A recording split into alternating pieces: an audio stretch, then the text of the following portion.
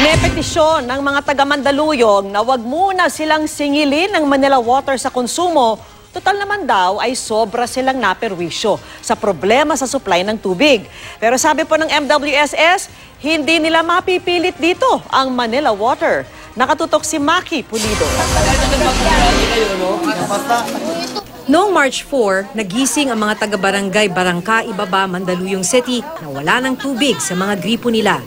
Simula na pala ito ng magdamagang pila balde o kaya'y paghagilap ng tubig sa ibang barangay. Bumaba naman ang sinisingil ng Manila Water kay Salve para sa kinonsumo niya mula February 19 hanggang March 18. 57 pesos nga lang. Dapat nga wala kasi malaking ginastos namin pag-iigib sa pag-tricycle. Hanggang Makati kami nag-igib. Asawa ko. Puyat.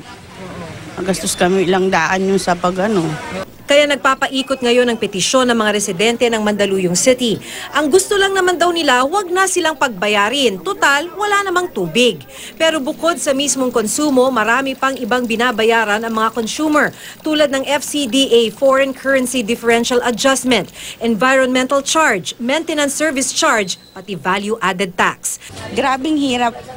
Pumupunta kami ng ibang barangay para umigib. Hirap namin sa pagbuhat. Sa dapat, ibalik nila na sana huwag na kaming singilin dun sa hirap namin na dinanas.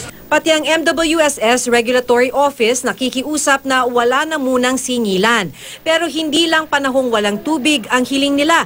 Dapat daw magsimula lang uli ang singilan kung 24 oras na uli ang serbisyo ng tubig. I have given instructions to my team to look into this matter seriously. Kaya ngayon po, meron pong masusing pag-aaral at yan po ang resulta po ng pag-aaral na yan ay aming i-discuss kay Chief Regulator Patrick T.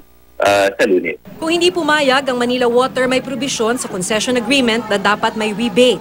Sakaling umabot ng 15 araw ang hindi maayos na serbisyo ng Manila Water. Hindi po nila na makakamit ang 24/7 na serbisyo.